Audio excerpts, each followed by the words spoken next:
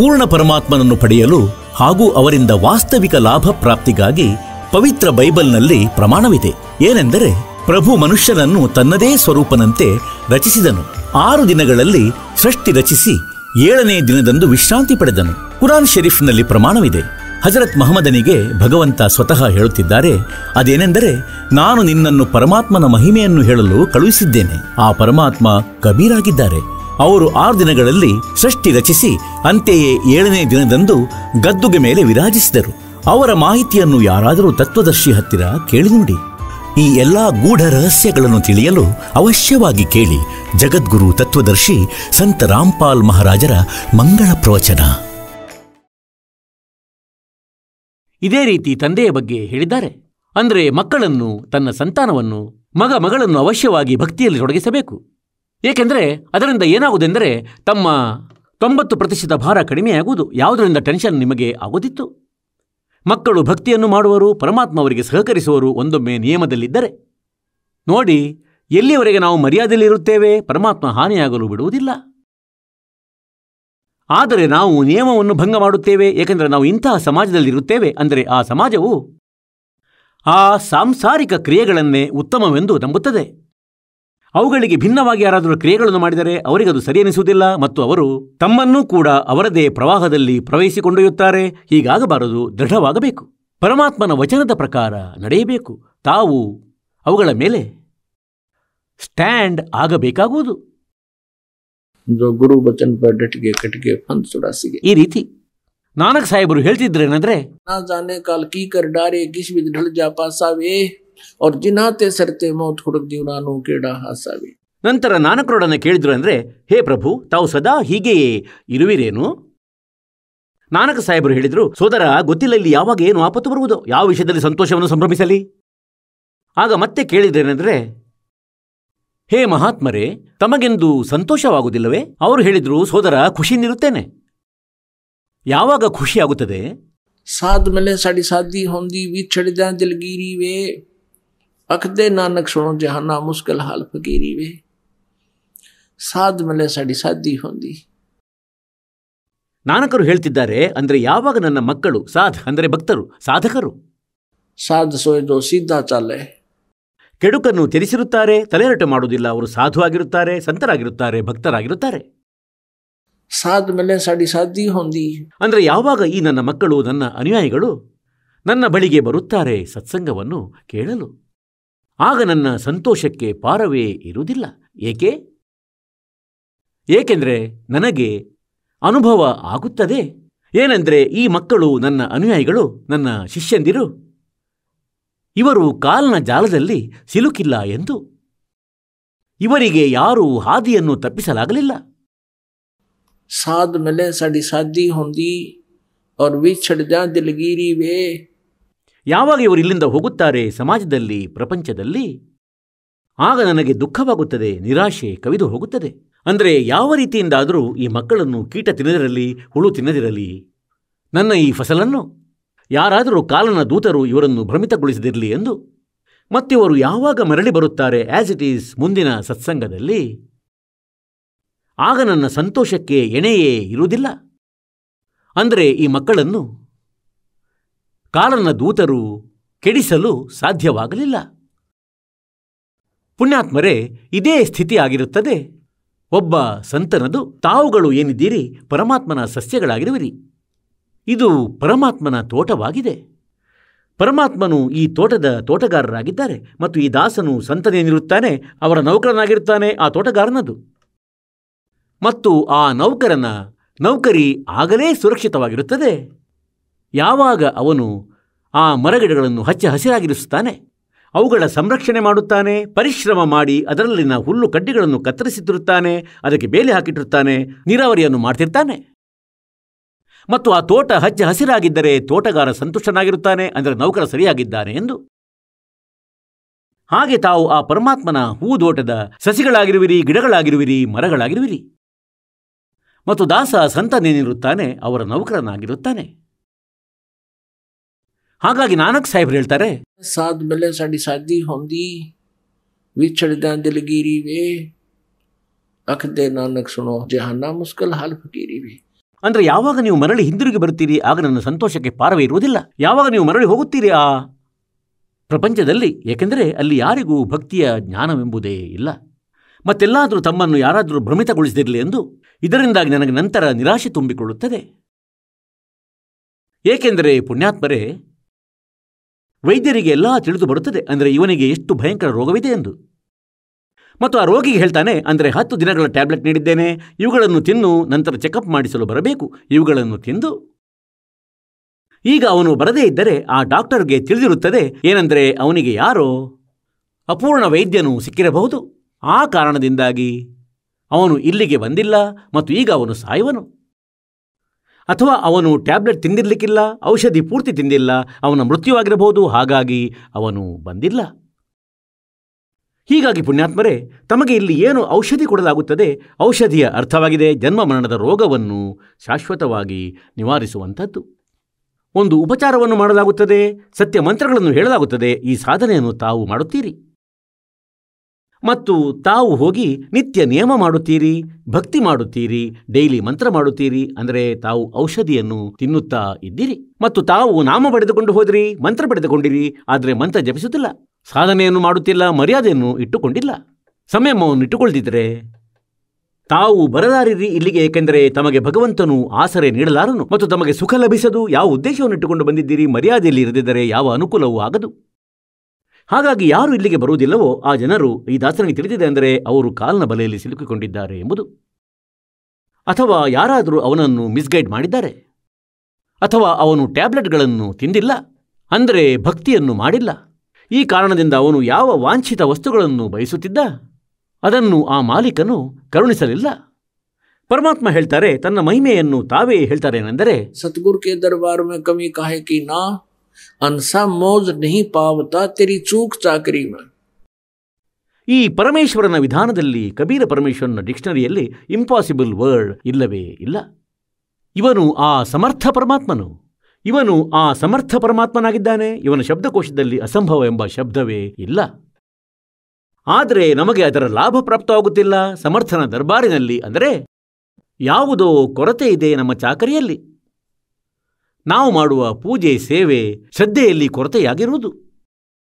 नहीं तो सतगुरु जो चावे सो करही, 14 कोट दूत जम डरही, ऊत भूत जम त्रास निवारे और चित्रगुप्त के कागज पाड़े. ಚಿತ್ರಗುಪ್ತನ ಹಾಳೆ ಹರಿಯುವುದೆಂದರೆ ತಮ್ಮ ಪ್ರಾರಬ್ಧದ ಪಾಪಗಳ ನಾಶ ಮಾಡುವನು. ತಮ್ಮ ಸಂಸ್ಕಾರಗಳಲ್ಲಿ ಯಾವುದೇ ಕಾರಣದಿಂದ ಭಯಂಕರ ಕಷ್ಟವಿದ್ದರೆ ಅದನ್ನು ಮುಗಿಸಿಬಿಡುವನು ಪರಮಾತ್ಮ.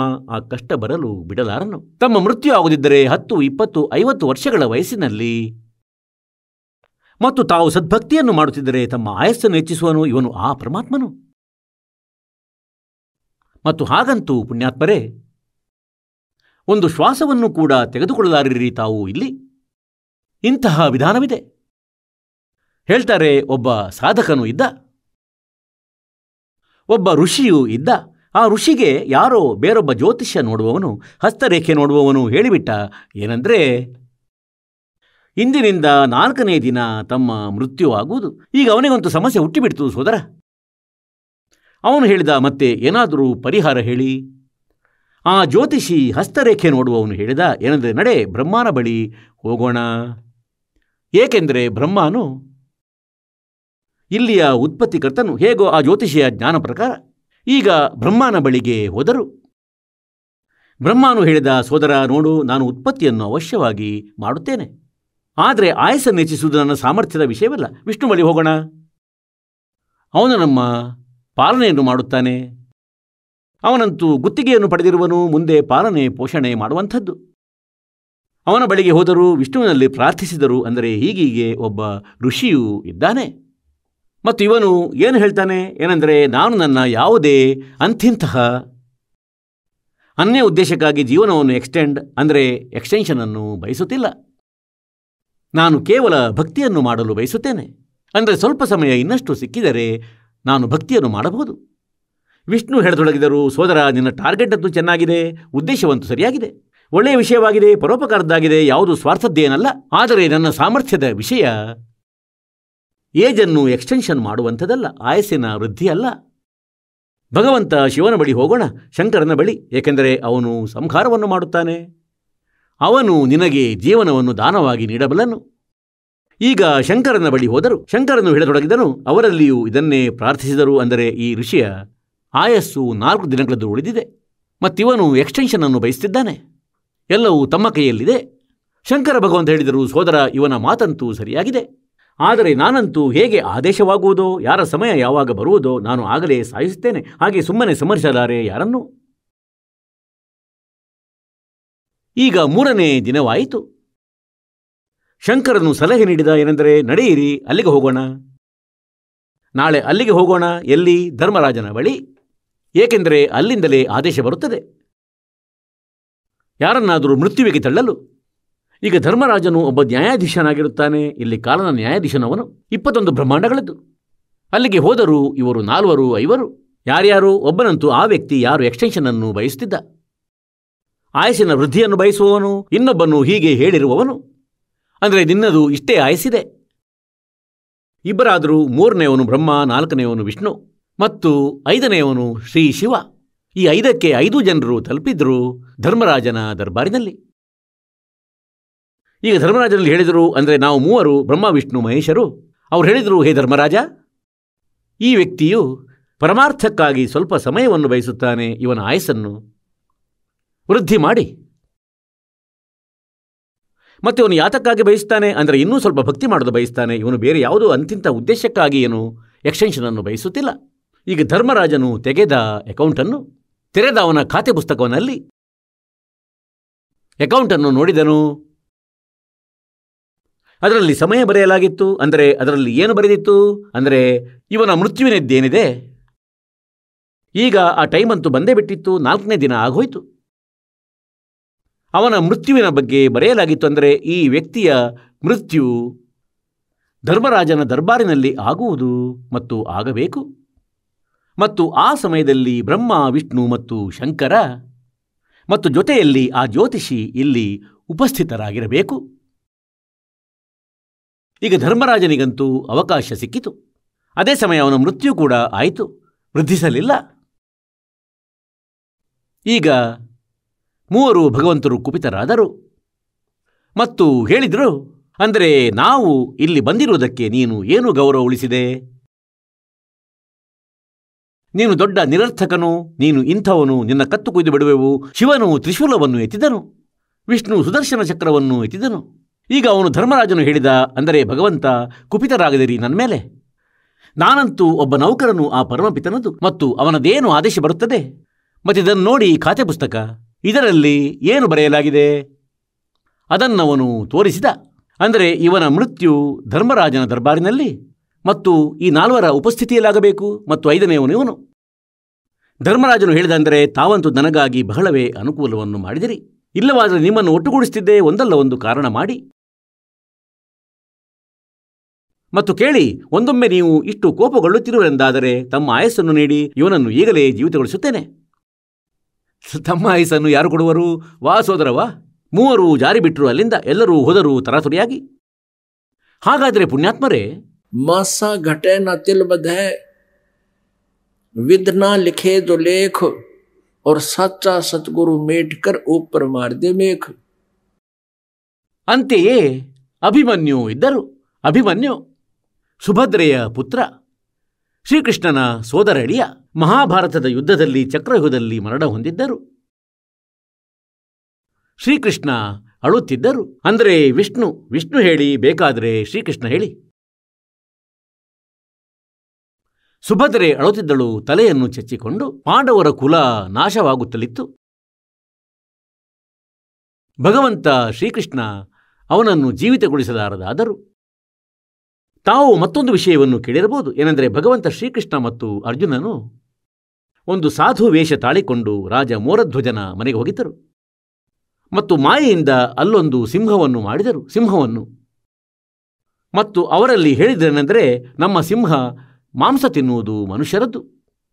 ಮತ್ತು ಕೇಳಿ, ಮನುಷ್ಯರದ್ದು ಅಂದರೆ ಮತ್ತು ಮನೆಯ ಸದಸ್ಯನನ್ನು ತಿನ್ನುವುದು. ಎಲ್ಲರೂ ನೌಕರನನ್ನು ಹಿಡಿದು ಕರೆತರಬೇಡಿ. ಈಗ ಪುಣ್ಯಾತ್ಮರೇ, ಮೊದಲು ಸಂತರದು ಇಷ್ಟು ಮಹಿಮೆ ಇರ್ತಿತ್ತು. ಅವರು ಸಾಧು ಸಂತರನ್ನು ಬಹಳಷ್ಟು ಆದರಿಸುತ್ತಿದ್ದರು ಮತ್ತು ಇದನ್ನು ಕೂಡ ಯೋಚಿಸುತ್ತಿದ್ದರು. ಅಂದರೆ ಸಾಧು ರೂಪದಲ್ಲಿ ಭಗವಂತನು ಬರ್ತಾನೆ. ಹಾಗಾಗಿ ಮೋರಧ್ವಜನು ಏನು ಹೇಳಿದ ಅಂದರೆ ಮೋರಧ್ವಜನು ಹೇಳಿದ ಹೇಗೆ ತಾವು ಹೇಳುವಿರೋ ಹಾಗೆ ಆಗುವುದು. ಆಗ ಮೋರಧ್ವಜನು ತನ್ನ ಪುತ್ರನನ್ನು ಶ್ರೀಕೃಷ್ಣನು ಹೇಳಿದ ರೀತಿಯಲ್ಲಿ ಪುತ್ರನನ್ನು ಕಡಿಯಲು ಸಿಂಹಕ್ಕೆ ತಿನ್ನಿಸಲು ಅನುವಾದ. ಇಬ್ಬರು ಪತಿಪತ್ನಿಯರು ಮಗುವನ್ನು ಗರಗಸದಿಂದ ಕೊಯ್ಯಲಾರಂಭಿಸಿದರು, ಕತ್ತರಿಸಿದರು, ಬೇರೆ ಬೇರೆ ಮಾಡಿದರು. ನಂತರ ಆ ಮಗುವನ್ನು ಜೀವಿತಗೊಳಿಸಿದರು ಶ್ರೀಕೃಷ್ಣನು. ಈಗ ಇದಕ್ಕೆ ಕಾರಣವೇನು? ಎಲ್ಲಿಯವರೆಗೆ ಇಲ್ಲಿ ಯಾವುದೇ ಜೀವಾತ್ಮದ ಬಳಿ ಶ್ವಾಸಗಳು ಇರುವುವು ಅಲ್ಲಿಯವರೆಗೆ ಇವರು ಅವನನ್ನು ಜೀವಿತಗೊಳಿಸಬಲ್ಲರು. ಒಂದೊಮ್ಮೆ ಅವನಿಗೆ ಆಯಸ್ಸು ಇಲ್ಲದಿದ್ದರೆ ಇವರು ಜೀವಿತಗೊಳಿಸಲಾರರು. ಹಾಗಾದರೆ ಇದೇ ಕಾರಣವಾಗಿತ್ತು. ಅಂದರೆ ಅಭಿಮನ್ಯುವನ ಆಯಸ್ಸು ಶೇಷವಾಗಿರಲಿಲ್ಲ, ಅವನ ಮೃತ್ಯು ಸಂಸ್ಕಾರ ಇಷ್ಟೇ ಆಗಿತ್ತು ಅವನ ಜೀವನ. ಮತ್ತು ತಾಮ್ರಧ್ವಜನ ಆಯಸ್ಸು ಶೇಷವಾಗಿತ್ತು, ಅವನನ್ನು ಕತ್ತರಿಸಿ ಜೀವಿತಗೊಳಿಸುವುದು ಇವರಿಗಾಗಿ ಯಾವ ದೊಡ್ಡ ವಿಷಯವಲ್ಲ, ಭಗವಂತರಾಗಿದ್ದಾರೆ, ಇದು ಸಿದ್ಧಿಯಾಗಿದೆ. ಹೇಗೆಂದರೆ ಒಂದು ಸಮಯದಲ್ಲಿ ಒಬ್ಬ ಕಶ್ಯಪ ಹೆಸರಿನ ಋಷಿ ಇದ್ದರು. ಒಬ್ಬ ಕಶ್ಯಪ ನಾಮದ ಋಷಿ ಇದ್ದರು. ಮತ್ತವರು ಹೊರಟು ಹೋಗುತ್ತಿದ್ದರು. ಎಲ್ಲಿಗೆ? ರಾಜ ಪರೀಕ್ಷಿತನ ಬಳಿ. ಕಾರಣವೇನಾಗಿತ್ತು? ಅವನಿಗೆ ತಿಳಿದು ಬಂದಿತ್ತೇನೆಂದರೆ ರಾಜ ಪರೀಕ್ಷಿತನಿಗೆ 7ನೇ ದಿನ ಸರ್ಪವು ಕಡಿಯುವುದು, ಮತ್ತದು ಕೂಡ ತಕ್ಷಕ, ಅಂದರೆ ಬಹಳ ಭಯಂಕರ. ಈ ತಕ್ಷಕ ಸರ್ಪವು ಬಹಳ ಭಯಂಕರ ವಿಷವುಳ್ಳದ್ದು. ಮತ್ತು ಆ ತಕ್ಷಕನಿಗೆ ತಿಳಿದು ಬಂತೇನೆಂದರೆ ಈ ಕಶ್ಯಪ ಋಷಿಯು ಬರುತ್ತಿದ್ದಾರೆ ಮತ್ತು ಕೇಳಲ್ಪಟ್ಟಿರುವೆ. ಅಂದರೆ ಅವರು ಏನು ಉದ್ದೇಶ ಹಿಡಿದುಕೊಂಡು ಬರುತ್ತಿದ್ದಾರೆ ಅಂದರೆ ನಾನು ಆ ಪರೀಕ್ಷಿತ ರಾಜನನ್ನು ಕಡಿಯುವೆ, ಇವನು ಜೀವಿತಗೊಳಿಸುವನು. ಮತ್ತು ನನಗೆ ಆದೇಶ ಸಿಕ್ಕಿದೆ ಅನ್ಯ ಋಷಿಯದೇನೆಂದರೆ ತಕ್ಷಕನೇ ನೀನು ರಾಜ ಪರೀಕ್ಷಿತನನ್ನು ಕಡಿಯಬೇಕು. ಮತ್ತು ನಾನು ಕಡಿಯದಿದ್ದರೆ ತಕ್ಷಕನು ಯೋಚಿಸುತ್ತಿದ್ದಾನೆ ಆ ಋಷಿ ನನಗೆ ಶಾಪ ನೀಡುವನು. ಈ ಭಯದಿಂದ ಅವನು ಕಶ್ಯಪ ಋಷಿಯನ್ನು ಕೇಳಿದ, ಹೇ ಋಷಿಗಳೇ, ತಾವು ಎಲ್ಲಿಗೆ ಹೋಗುತ್ತಿರುವಿರಿ? ಮನುಷ್ಯ ಶರೀರ ಧಾರಣೆ ಮಾಡಿ ಸರ್ಪ ಕೇಳಿದನು. ಕೇಳಿದಾಗ ಕಶ್ಯಪರು ಹೇಳಿದರು ಏನೆಂದರೆ ನಾನು ಹೋಗುತ್ತಿರುವೆನು ರಾಜ ಪರೀಕ್ಷಿತನ ಬಳಿ. ಉದ್ದೇಶವೇನು? ಉದ್ದೇಶ ಇದಾಗಿದೆ ಏನೆಂದರೆ ಅವನಿಗೆ ತಕ್ಷಕ ಸರ್ಪವು ಕಡಿಯುವುದು ಮತ್ತು ನಾನು ಅವರನ್ನು ಜೀವಿತಗೊಳಿಸುವೆನು. ಇದರಿಂದಾಗಿ ರಾಜ ನನಗೆ ಬಹಳ ಧನವನ್ನು ನೀಡುವನು. ಈ ಉದ್ದೇಶದಿಂದ ಹೋಗುತ್ತಿರುವೆನು. ತಕ್ಷಕ ಹೇಳಿದ, ನಾನು ಅದೇ ತಕ್ಷಕನು ಮತ್ತು ತಾವು ಅಲ್ಲಿಗೆ ಹೋಗದಿರಿ ಮತ್ತು ನಾನು ತಮಗೆ ಧನವನ್ನು ನೀಡುವೆನು. ನನ್ನ ಬಳಿ ಬಹಳಷ್ಟು ವಜ್ರ ಮಾಣಿಕ್ಯ ಆಭರಣಗಳು ಇವೆ, ನಿಮಗೆ ನೀಡುವೆನು, ನೀವು ಅವನನ್ನು ಜೀವಿತಗೊಳಿಸಿದಿರಿ. ಆಗ ಕಶ್ಯಪ ಋಷಿ ಹೇಳಿದರು ಏನೆಂದರೆ ನಾನು ಅವರನ್ನು ಜೀವಿತ ಅವಶ್ಯವಾಗಿ ಮಾಡುವೆನು, ಏಕೆಂದರೆ ಅವರು ಬಹಳ ಒಳ್ಳೆಯ ರಾಜನು ಮತ್ತು ಆ ರಾಜನೇನು ಧನವನ್ನು ನೀಡುವನು ಅದನ್ನು ನೀನು ಕೊಡಲು ಸಾಧ್ಯವಿಲ್ಲ. ಈಗ ತಕ್ಷಕ ಹೇಳಿದ, ಅಂದರೆ ಸೋದರ, ನೀನೊಂದು ಪರೀಕ್ಷೆಯನ್ನು ಮಾಡು ನನಗೆ. ನಾನು ಈ ಮರವನ್ನು ಕಡಿದು ಬಿಡುವೆನು. ಒಂದು ವೃಕ್ಷವಿತ್ತು, ಹಚ್ಚ ಹಸಿರು ದಪ್ಪದಾಗಿತ್ತು, ಮತ್ತಿದು ಪೂರ್ತಿಯಾಗಿ ಸುಟ್ಟು ಹೋಗುವುದು, ಒಣಗಿ ಹೋಗುವುದು 1 ಸೆಕೆಂಡಿನಲ್ಲಿ. ಮತ್ತು ನಂತರ ನೀನು ಇದನ್ನು ಹಚ್ಚ ಹಸಿರುಗೊಳಿಸಿ ತೋರಿಸು, ನಾನು ಒಪ್ಪುವೆನು. ಆಗ ಅವನು ಹೇಳಿದ ಕಶ್ಯಪನು, ಅಂದರೆ ಮಾಡು, ನೀನು ಕುಟುಕು. ಈಗ ತಕ್ಷಕನು ಆ ಮರಕ್ಕೆ ಕುಟುಕಿದನು, ಆ ವೃಕ್ಷವನ್ನು ಒಂದೇ ಒಂದು ಸಾರಿ. ಇಡೀ ಮರವು ಕಪ್ಪಾಗಿ ಹೋಯಿತು, ನಿರ್ಜೀವವಾಗಿ ಪೂರ್ತಿ ಸುಟ್ಟು ಹೋಯಿತು. ಕಶ್ಯಪ ಋಷಿಯು ತನ್ನ ಮಂತ್ರದಿಂದ ಅದರ ಮೇಲೆ ಮಂತ್ರ ಹೇಳಿ ಜಲವನ್ನು ಪ್ರೋಕ್ಷಿಸಿದರೂ ಅದು ಹಾಗೆಯೇ ಹಚ್ಚ ಹಸುರಾಗಿ ಹೋಯಿತು. ಆಗ ತಕ್ಷಕನು ಕೈ ಜೋಡಿಸಿ ನಿಂತನು, ಋಷಿಗಳೇ, ಅಲ್ಲಿ ನೀನು ಹೋಗದಿರು ಮತ್ತು ಇದು ನಾನು ನಿನಗೆ ಧನವನ್ನು ನೀಡುವೆನು, ಒಪ್ಪಿಕೋ ನನ್ನ ಮಾತು. ಈಗ ಕಶ್ಯಪ ಋಷಿಯು ವಿಚಾರ ಮಾಡಿದನು ಮಗ್ನತೆಯಿಂದ. ಅಂದರೆ ಅವನು ಯೋಚಿಸಿದ, ಮೊದಲು ಇದನ್ನಂತೂ ತಿಳಿದುಕೊಳ್ಳುವೆ, ಆ ಪರೀಕ್ಷಿತನ ಆಯಸ್ಸು ಶೇಷವಿದೆಯೋ ಅಥವಾ ಇಲ್ಲವೋ. ಆಗ ಅವನೇನೋ ನೋಡಿದ ತನ್ನ ದಿವ್ಯದೃಷ್ಟಿಯಿಂದ, ಅಂದರೆ ಸಿದ್ಧಿ ಇರುತ್ತದೆ. ಅವನು ನೋಡಿದ ಏನೆಂದರೆ ಪರೀಕ್ಷಿತನ ಪ್ರಾರಬ್ಧವು ಇಷ್ಟೇ ಇದೆ, ಮುಂದಕ್ಕೆ ಅವನ ಆಯಸ್ಸು ಶೇಷವಿಲ್ಲ. ಆಗ ಅವನು ಹೇಳಿದ, ಸರಿ, ನಾನು ಅವನನ್ನು ಜೀವಿತವನ್ನಾಗಿ ಮಾಡುವುದಿಲ್ಲ, ನೀನು ನನಗೆ ಧನವನ್ನು ನೀಡು. ಈಗ ಈ ಸ್ವಾರ್ಥಿ ಆ ತಕ್ಷಕ ಸರ್ಪನಿಂದ ಧನ ವಜ್ರ ಮಾಣಿಕ್ಯ ತೆಗೆದು ಮರಳಿ ಹಿಂದಿರುಗಿ ಬಂದನು. ಈಗ ಅವನಿಗೆ ತಿಳಿದು ಬಂತು ಏನೆಂದರೆ ಪರೀಕ್ಷಿತನ ಜೀವನವೇ ಇಷ್ಟು, ಮುಂದಕ್ಕೆ ವೃದ್ಧಿಸಲು ಸಾಧ್ಯವಿಲ್ಲ. ಈಗ ಪುಣ್ಯಾತ್ಮರೇ, ಇವರನ್ನು ನಾವು ಋಷಿಗಳನ್ನುತ್ತಿದ್ದೆವು ಮತ್ತು ಇವರು ಇಂತಹ ಕೆಲಸ ಮಾಡುತ್ತಿದ್ದರು, ನಿನ್ನ ಅದ್ಭುತವಾಗಲಿ. 10, 12 ವರ್ಷಗಳಷ್ಟು ಕುಳಿತು ಇವರು ಹೀಗೆ ಕಠಿಣ ಸಾಧನೆ ಮಾಡಿ ಸಿದ್ಧಿಯನ್ನು ಪ್ರಾಪ್ತಿಸುತ್ತಿದ್ದರು. ಮತ್ತೀಗ ಏನು ಮಾಡಿದರು? ವಿಷ ಇಳಿಸುವ ಮಂತ್ರ ಕಲಿತು ಕೆಲಸ ಮಾಡಿಕೊಂಡರು ಒಂದು ಪ್ರಕಾರದ್ದು, ಮತ್ತು ಅದರ ಬದಲಿಗೆ ಹಣ ಪಡೆಯಲು ಹೊರಟು ಹೋದರು. ಯಾವಾಗ ತಿಳಿದು ಬಂತು ಅಂದರೆ ಅವನು ಜೀವಿತವಾಗಲು ಸಾಧ್ಯವಿಲ್ಲವೆಂದು, ಏಕೆಂದರೆ ಅವನಿಗೆ ಆಯಸ್ಸಿಲ್ಲ, ಆಗ ಅಲ್ಲಿಯೇ ಒಪ್ಪಂದ ಮಾಡಿಕೊಂಡ. ಇವರು ನಮ್ಮ ಋಷಿಗಳಾಗಿದ್ದರು. ಈಗ ಪುಣ್ಯಾತ್ಮರೇ, ಯಾವಾಗ ತಾವು ತತ್ವಜ್ಞಾನದಿಂದ ಪರಿಚಿತರಾಗುವಿರಿ ಆಗ ತಿಳಿಯುವುದು ಇವರೆಂತಹ ಋಷಿಗಳಿದ್ದರೆಂದು. ಇವರಂತೂ ಮಾಯೆಗೊಳಗಾದ ಪೂಜಾರಿಗಳಾಗಿದ್ದರು. ಹೇಳ್ತಾರೆ, ತತ್ವ ಭೇದ ಕೋಯಿ ನಾ ಕಹೆ ರೇ ಝುಮಕರ, ಯೆ ಪೈಸೆ ऊपर ನಾಚ ಸುನೋ ರೈ ಝುಮಕರ. ಒಂದು ಸಮಯದಲ್ಲಿ ಒಂದು ಊರಿನಲ್ಲಿ ಒಬ್ಬ ಮನಿರಾಮ್ ಹೆಸರಿನ ಬ್ರಾಹ್ಮಣ ಸತ್ಯನಾರಾಯಣನ ಕಥೆಯನ್ನು ಪ್ರಾರಂಭ ಮಾಡಿದ ಅವನು. ಮತ್ತು 30 ದಿನಗಳಿಗಾಗಿ ಇಟ್ಟನು. ಅವನು ಯೋಚಿಸಿದ 30 ದಿನಗಳು ಊರಿನಿಂದಂತೂ ದಿನಂಪ್ರತಿ 10, 20 ರೂಪಾಯಿಗಳು ಬಂದರೂ ಕೂಡ 30 ದಿನಗಳಲ್ಲಿ 500, 600 ರೂಪಾಯಿಗಳಾಗುವು. ಈ ಉದ್ದೇಶದಿಂದ ದೀರ್ಘಕಾಲಕ್ಕೆ ಇರಿಸಿಬಿಟ್ಟ. ಮತ್ತು ಒಳ್ಳೆಯ ಶ್ರದ್ಧಾಳು ವ್ಯಕ್ತಿಗಳು ಇರುತ್ತಿದ್ದರು. ಅವರು ಪ್ರಾರಂಭ ಮಾಡಿಸಿದರು. ಅದೇ ಊರಿನಲ್ಲಿ 2-3 ಅಯೋಗ್ಯ ವ್ಯಕ್ತಿಗಳು ಇದ್ದರು. ಅವರು ಯೋಚಿಸಿದರು, ಏನೆಂದರೆ, ಸೋದರ, ಈ ಬ್ರಾಹ್ಮಣನದ್ದು 30 ದಿನಗಳಾದವು. ಊರಿನಿಂದ ಹಣವನ್ನು ಗಂಟು ಕಟ್ಟಿ ಹೋಗುವನು. ಯಾವತ್ತೂ ಅವನ ಕಥೆಯ ನೈವೇದ್ಯ ಏರ್ಪಾಡಾಗಬೇಕಿತ್ತು.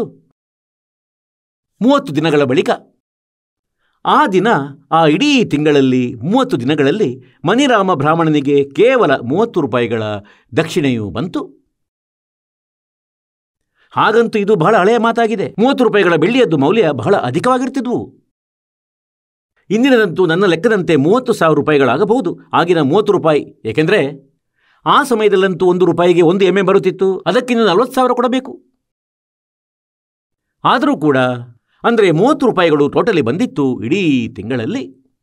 30 ದಿನ ಕಥೆ ಮಾಡಿದ್ದು. ಆ ಕಡೆಯಿಂದ ಅದೇ ಊರಿನ ಕೆಲವು ತುಂಟತನದ ವ್ಯಕ್ತಿಗಳು ಊರಿನಿಂದ ಚಂದ ಎತ್ತಿದ್ದರು. ಮತ್ತು ದಿಲ್ಲಿಯಿಂದ ಒಬ್ಬಾಕೆ ಕುಣಿದಾಡುವ ಹುಡುಗಿಯನ್ನು ಕರೆತಂದರು. ಮತ್ತು ಅದೇ ದಿನ ಅವಳದು ನಾಟಕವನ್ನು ಇಟ್ಟುಬಿಟ್ರು. ಯಾವ ದಿನ ಪಂಡಿತರ ಕಥೆಯ ನೈವೇದ್ಯ ಅರ್ಪಣೆಯಾಗಲಿತ್ತು. ಆಗ ಅದೇ ದಿನ ಏನಾಯ್ತಂದರೆ, ಆ ಕುಣಿದಾಡುವ ಚಂಪಾಕಲಿಗಂತೂ ಹಣ ಬಂತು 500 ರೂಪಾಯಿಗಳು. ಆ ದಿನ ಎಲ್ಲರೂ, ಇಡೀ ಊರಿನವರು ಕೊಟ್ಟರು. ಹೀಗೆ ಎಲ್ಲರೂ, ಇಡೀ ಊರಿನ ವ್ಯಕ್ತಿಗಳು 500 ರೂಪಾಯಿಗಳನ್ನು ಅವಳ ನೃತ್ಯದಿಂದ ಖುಷಿಪಟ್ಟು 500 ರೂಪಾಯಿಗಳನ್ನು ಕೊಟ್ಟು ಬಿಟ್ಟರು ಅವಳಿಗೆ. ಅವಳಿಗಂತೂ 500 ರೂಪಾಯಿಗಳು ಪ್ರಾಪ್ತವಾದವು ಒಂದೇ ದಿನದಲ್ಲಿ. ಮತ್ತು ಮನಿರಾಮನು 30 ದಿನಗಳ ತನಕ ಕಥೆ ಮಾಡಿದರೂ ಅವರಿಗೆ ಕೇವಲ 30 ರೂಪಾಯಿಗಳು ಬಂದವು. ಈಗ 30 ರೂಪಾಯಿಗಳೊಂದಿಗೆ ಹೊರಟು ಹೋದ. ಆ ಸಮಯದಲ್ಲಿ ಪರಮೇಶ್ವರ, ಕಬೀರರ ಪ್ರೀತಿಯ ಆತ್ಮ, ಆದರಣೀಯ ಗರೀಬ್ದಾಸ್ ಸಾಹೇಬರು, ಚುಡಾಣಿಯವರು, ಜಿಲ್ಲೆ ಝಜ್ಜರ್, ಊರು ಚುಡಾಣಿ, ಹರಿಯಾಣದಲ್ಲಿ, ಅವರು ಅಲ್ಲಿಗೆ ಬಂದಿದ್ದರು. ಪರಮಾತ್ಮ ಅವರಿಗೆ ಸಿಕ್ಕಿದ್ದರು, ಗರೀಬ್ದಾಸರಿಗೆ ಕಬೀರ ಪರಮೇಶ್ವರರು. ತದನಂತರ ಗರೀಬ್ದಾಸ್ ಸಾಹೇಬರ ಆ ಆತ್ಮ ಏನಿದೆ ಅದು ತತ್ವಜ್ಞಾನದಿಂದ ಶೋಭಾಯಮಾನವಾಯಿತು. ಹಲವು ಶಿಷ್ಯರೂ ಕೂಡ ಆಗಿದ್ದರು. ಆಗ ಆ ಸಮಯದಲ್ಲಿ ಗರೀಬ್ದಾಸರು ಅಲ್ಲಿ ಕುಳಿತಿದ್ದರು.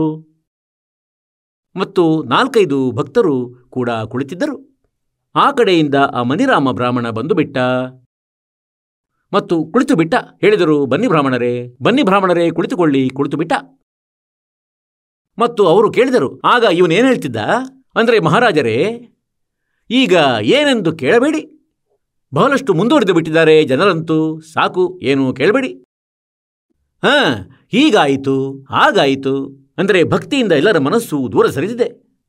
ಈಗ ಏನಾಗಬಹುದು ಈ ಜನರದ್ದು? ಈಗ ಸಾಕಷ್ಟು ಹೊತ್ತು ಹೀಗೆ ಹೇಳುತ್ತಾ ಇದ್ದ, ಬಡಬಡಿಸ್ತಾ ಇದ್ದ. ಆಗ ಅವರು ಕೇಳಿದ್ರು, ಈ ಶಿಷ್ಯರು ಕುಳಿತಿದ್ದವರು ಗರೀಬ್ದಾಸರದ್ದು, ಅಂದರೆ ಮಹಾರಾಜರೇ, ಏನು ದುಃಖವಿದೆ ಇವರಿಗೆ? ಏನಾಯಿತು ಇವರೊಡನೆ? ಇವರಿಗೆ ಬಿಡಿಸಿ ಹೇಳಲು ಆಗುತ್ತಿಲ್ಲ. ಆಗ ಗರೀಬ್ದಾಸರು ಹೇಳಿದ್ರೇನೆಂದರೆ, कि फुट्टी आंख विवेक की और अंधा है ये जगदीश, चंपाकली को 500 मनीराम को 30. ಈಗ ಈ ತೊಂದರೆಯಾಗಿದೆ ಇವರ ಜೀವಕ್ಕೆ, ಈ ಸಮಸ್ಯೆ ಬಂದಿದೆ ಇವರ ಎದುರಲ್ಲಿ. ಈಗ ಮನಿರಾಮನಂತೂ ಹೇಳಿರಲಿಲ್ಲ ಕೂಡ ಗರೀಬ್ದಾಸರಿಗೆ, ಅಂದರೆ ನಾನು ಯಾವ ವಿಷಯದಿಂದ ದುಃಖಿಯಾಗಿದ್ದೇನೆಂದು. ಯಾವಾಗ ಗರೀಬ್ದಾಸರು ಈ ಮಾತನ್ನು ಭಕ್ತರಿಗೆ ಹೇಳಿದರು ಅಂದರೆ, ಇವರು ಈ ಕಾರಣದಿಂದ ದುಃಖಿಯಾಗಿದ್ದಾರೆ. के फुट्टी ज्ञान विवेक की और अंधा है जगदीश। ಇಲ್ಲಿಯ ಈ ಕಾಲ ಭಗವಂತ ಇಂಥದ್ದೇ ವ್ಯರ್ಥ ಸಾಧನೆ ಮಾಡಿಸ್ತಾನೆ, ಎಲ್ಲ ಕೆಲಸಗಳನ್ನು ಉಲ್ಟಾ ಮಾಡಿಸ್ತಾನೆ.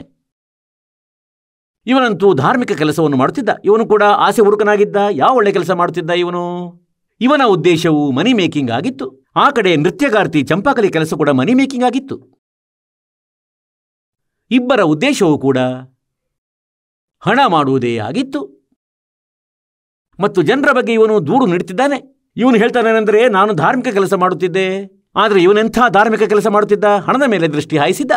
500 ರೂಪಾಯಿಗಳ ಬದಲಿಗೆ ಕೇವಲ 30 ಬಂತು ಎಂದು. ಈಗ ಇಲ್ಲಿ ಏನು ಹೇಳಿದ್ದಾರೆಂದರೆ, ಫುಟ್ಟಿ ಜ್ಞಾನ ವಿವೇಕಿ, ವಿವೇಕವೇ ಇಲ್ಲದಾಯಿತು ಜನರೊಳಗೆ. ಮತ್ತು ಇವನು ಇಲ್ಲಿಯ ಭಗವಂತನೇನಿದ್ದಾನೆ, ಇವನು ಇಂಥದೇ ಕರ್ಮಗಳನ್ನು ಮಾಡಿಸುತ್ತಿದ್ದಾನೆ. ಪುಣ್ಯದಲ್ಲಿ ಹಣ ತೊಡಗಿಸಲು ಬಿಡುವುದಿಲ್ಲ ಮತ್ತು ಪಾಪದಲ್ಲಿ ಬಹಳ ಚೆನ್ನಾಗಿ ಖರ್ಚು ಮಾಡಿಸುವನು. ಮತ್ತು ಚಂಪಾಕಲಿಗೆ 500 ಸೋದರ, ಮನಿರಾಮನಿಗೆ ಕೇವಲ 30. ಇವನು ಇಂಥ ಸಮಸ್ಯೆಯಲ್ಲಿ ಗ್ರಸ್ತನಾಗಿರುವನು. ಹೀಗಾಗಿ ದುಃಖಿಯಾಗಿರುವನು. ಪಾದಗಳನ್ನು ಹಿಡಿದ ಮನಿರಾಮನು, ಹೇ ಭಗವಂತ, ತಮಗೆ ಹೇಗೆ ತಿಳಿದು ಬಂತು? ಆಗ ಪರಮಾತ್ಮ ಹೇಳಿದರು, ಸೋದರ, ನನಗೆ ಹೇಗೆ ತಿಳಿದು ಬಂತು? ಈ ವಿಷಯವಂತೂ ಬಹಳ ಭಿನ್ನವಾಗಿದೆ. ಮತ್ತುಳಿದ ನಿನ್ನ ಉದ್ದೇಶ ವಿಷಯವಂತೂ ಆ ಚಂಪಾಕಲಿಗಿಂತ ಕಡಿಮೆನಿರಲಿಲ್ಲ. ಹೇಳಿದ, ಹೌದು ಸ್ವಾಮಿ, ಹಾಗೆಯೇ ಆಗಿತ್ತು. ಖಂಡಿತ ಇದಂತೂ ನಿಜ. ಈಗ ಜ್ಞಾನವಾಯಿತು. ಪರಮಾತ್ಮನು ಅವನಿಗೆ ಹೇಳಿದ್ರೇನೆಂದರೆ, ಈ ಧನವನ್ನು ನೀನೇನು ಮಾಡುವೆ? ನೀವು ಕಥೆ ಮಾಡುತ್ತಾ ತಿರುಗುತ್ತೀರಿ, ನಿಮಗೆ ಸ್ವತಃ ಜ್ಞಾನವಿಲ್ಲ. पारायण करते फिरेंगे घर घर बार द्वार, आप ज्ञान है नहीं और किसका करो उद्धार. ಯಾವಾಗ ನೀವು ಬೇರೆಯವರನ್ನು ಪಾರು ಮಾಡುವ ಸುಳಿಯಲ್ಲಿ ಅಲೆಯುತ್ತಿರುವಿರಿ, ನಿಮಗೆ ಜ್ಞಾನ ಖಂಡಿತ ಇಲ್ಲ. ಹೇಗೆ ಪಾರು ಮಾಡುವಿರಿ? ಇಂದು ನೀವು ಕಥೆ ಮಾಡುವ ಗುತ್ತಿಗೆಯನ್ನು ತೆಗೆದು ಕುಳಿತಿರುವಿರಿ. ನೀವು ಯಾತಕ್ಕಾಗಿ ಕಥೆಯನ್ನು ಮಾಡುತ್ತಿರುವಿರಿ? ನೀವು ಉದ್ಧಾರ ಮಾಡುವಿರೇನು? ಯಜಮಾನರದು, ಸಾಧಕನದು, ಭಕ್ತರದು? ಯಾವಾಗ ರಾಜ ಪರೀಕ್ಷಿತನಿಗೆ, ಅಂದರೆ ಆ ರಾಜ ಪರೀಕ್ಷಿತನಿಗೆ ಸರ್ಪವು ಕಡಿಯುವುದಿತ್ತು, ಆಗ ಎಲ್ಲರೂ ಯೋಚಿಸಿದ್ರು, ಅಂದರೆ ರಾಜ ಪರೀಕ್ಷಿತನು ಬಹಳ ಒಳ್ಳೆಯ ವ್ಯಕ್ತಿಯಾಗಿದ್ದಾರೆ, ಅವರ ಜೀವನವು ಎಕ್ಸ್ಟೆಂಡ್ ಆಗಲಿ, ಒಳ್ಳೆಯ ಧಾರ್ಮಿಕ ಬೋಧವುಳ್ಳ ರಾಜನು. ಆಗ ಆ ಸಮಯದಲ್ಲಿ ಒಂದು ಉಪಾಯವನ್ನು ಹೇಳಲಾಗಿತ್ತು. ಏನೆಂದರೆ, ಇವರಿಗೆ ಶ್ರೀಮದ್ ಭಗವದ್ಗೀತೆಯ ಕಥೆಯನ್ನು ಇವರಿಗೆ 7 ದಿನಗಳ ಮಟ್ಟಿಗೆ ಕೇಳಿಸಬೇಕು, 7 ದಿನಗಳ ತನಕ ಈ ಕಥೆಯನ್ನು ಮಾಡಿಸಬೇಕು ಎಂದು. ಇದು ಪರಿಹಾರವಾಗಿದೆ ಇದಕ್ಕೆ. ಆಗ ಆ ಸಮಯದಲ್ಲಿ ಗರಿದ್ದಾಸ್ ಸಾಹೇಬರು ಹೇಳಿದರು ಏನೆಂದರೆ, ಆ ಸಮಯದಲ್ಲಿ ಈ ವಸಿಷ್ಠ ಮುನಿಗಳು ಕೂಡ ಅಲ್ಲೇ ಇದ್ದರು. ಮತ್ತು ಯಾರು? ವ್ಯಾಸರು ಈ 18 ಪುರಾಣಗಳು, ಸುಧಾಸಾಗರ, ಶ್ರೀಮದ್ ಭಗವದ್ಗೀತೆಯನ್ನು ಬರೆದಿದ್ದಾರೆ. ಅವರು ಕೂಡ ಅಲ್ಲಿಯೇ ವಿದ್ಯಮಾನರಾಗಿದ್ದರು. ಯಾರಿಗೂ ಧೈರ್ಯವಾಗಲಿಲ್ಲ ಕಥೆಯನ್ನು ಕೇಳಿಸುವಂಥದ್ದು. ಏಕೆಂದರೆ 7ನೇ ದಿನದಂದು ಫಲಿತಾಂಶ ಬರುವುದಿತ್ತು ಮತ್ತು ಅವನ ಗುಟ್ಟು ತೆರೆಯಲಿತ್ತು. ಎಲ್ಲರೂ ಹಿಂದಕ್ಕೆ ಸರಿದರು. ಸುಖದೇವ ಋಷಿಯು ಕರೆಯಲ್ಪಟ್ಟರು ಸ್ವರ್ಗದಿಂದ, ವಿಮಾನದಲ್ಲಿ ಕುಳಿತು ಬಂದರು ಸ್ವರ್ಗದಿಂದ. ಅವರು 7 ದಿನಗಳ ತನಕ ಕಥೆಯನ್ನು ಕೇಳಿಸಿದರು ಮತ್ತು 7 ದಿನಗಳ ತನಕ ಕಥೆಯನ್ನು ಕೇಳಿಸಿದರು ಕಂಟಿನ್ಯೂಸ್ಲಿ. ಮತ್ತು ಆ ಕಡೆಯಿಂದ ಅವನಿಗೆ ತಿಳಿದಿತ್ತು, ಅಂದರೆ 7ನೇ ದಿನ ಇವನ ಮೃತ್ಯು ಆಗುವುದು. ಹಾಗಾಗಿ ಈ ಸ್ಥಿತಿಯಲ್ಲಿ ಯಾವಾಗ ಒಬ್ಬ ವ್ಯಕ್ತಿ ಭಗವಂತನ ಚರ್ಚೆಯನ್ನು ಕೇಳುತ್ತಾನೆ, ಅವನಲ್ಲಿ ವಿಶೇಷ ಶ್ರದ್ಧೆ ಉಂಟಾಗುತ್ತದೆ. ಅವನ ವಿಶೇಷ ಶ್ರದ್ಧೆಯಾಗಿರುತ್ತದೆ. ಅವನಿಗೆ ತಿಳಿದಿದೆ 7ನೇ ದಿನ ಅವನು ಹೋಗುವ ಇರಲಾರ. ಆಗ ಒಂದು ಕ್ಷಣವೂ ಧ್ಯಾನವನ್ನು ಸರಿಸುವುದಿಲ್ಲ ಅಲ್ಲಿಂದ. ಮತ್ತು ಮಾತ್ರವಲ್ಲ, ಕಥೆಯನ್ನು ಕೇಳಿಸುವವನು ಯೋಗ್ಯನಾಗಿರಬೇಕು, ಅಧಿಕಾರಿಯಾಗಿರಬೇಕು, ಆಗಲೇ ಅದರ ಲಾಭ ಸಿಗುವುದು. ಹಾಗೆ ಅವನು 7 ಜನ ಕಥೆಯನ್ನು ಕೇಳಿಸಿದನು ಆ ಸುಖದೇವ ಋಷಿ. ಹಾಗಾದರೆ ಎಷ್ಟರ ಮಟ್ಟಿಗೆ ಉದ್ಧಾರವಾಯಿತು? ಅಂದರೆ ಅವನು ಸ್ವರ್ಗಕ್ಕೆ ಹೊರಟು ಹೋದ. ಏಕೆಂದರೆ ಇಲ್ಲಿಯ ಪ್ರಪಂಚದಿಂದ ಅವನ ಮನಸ್ಸು ಸರಿದು ಹೋಯಿತು. ಮತ್ತವನು ಸ್ವರ್ಗಕ್ಕೆ ಹೋದುದು ಕೇವಲ ಸುಧಾಸಾಗರ, ಅಂದರೆ ಶ್ರೀ ಭಾಗವತ ಕಥೆ ಕೇಳುವುದರಿಂದಲ್ಲ. ಅವನೊಬ್ಬ ಬಹಳ ಪುಣ್ಯಕರ್ಮಿ ಜೀವಾತ್ಮನಾಗಿದ್ದ. ದೊಡ್ಡ ದೊಡ್ಡ ಯಜ್ಞಗಳನ್ನು ಮಾಡುತ್ತಲಿದ್ದ.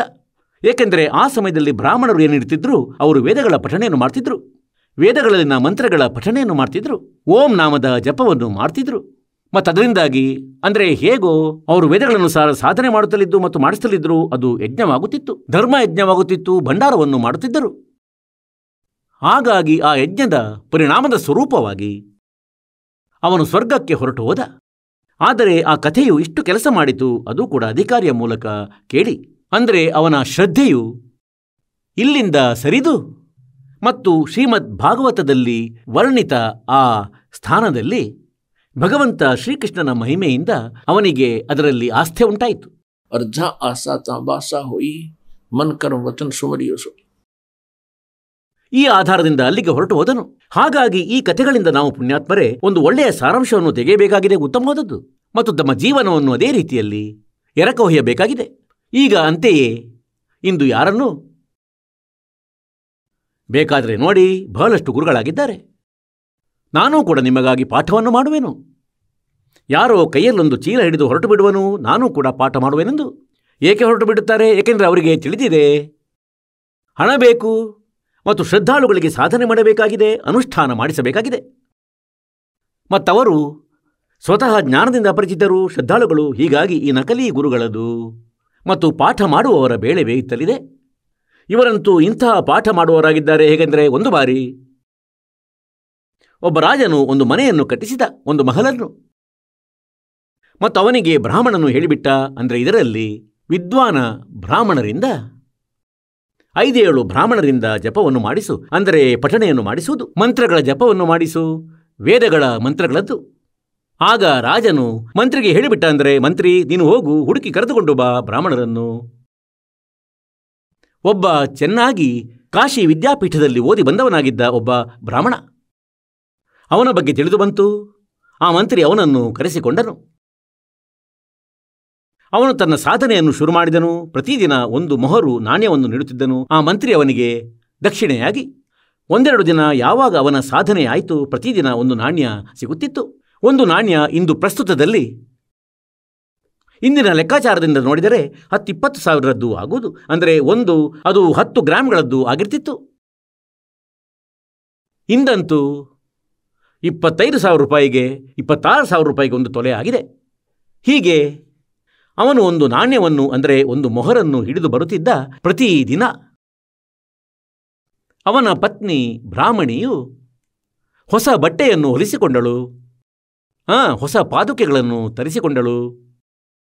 ಮತ್ತು ನಂತರ ಹೇಗೆಂದರೆ, ಅದೇ ಕಾಲೋನಿಯ ಸ್ತ್ರೀಯರು ಒಂದು ಬಾವಿಯ ಹತ್ತಿರ ನೀರು ತರಲು ಹೋಗುತ್ತಿದ್ದರು.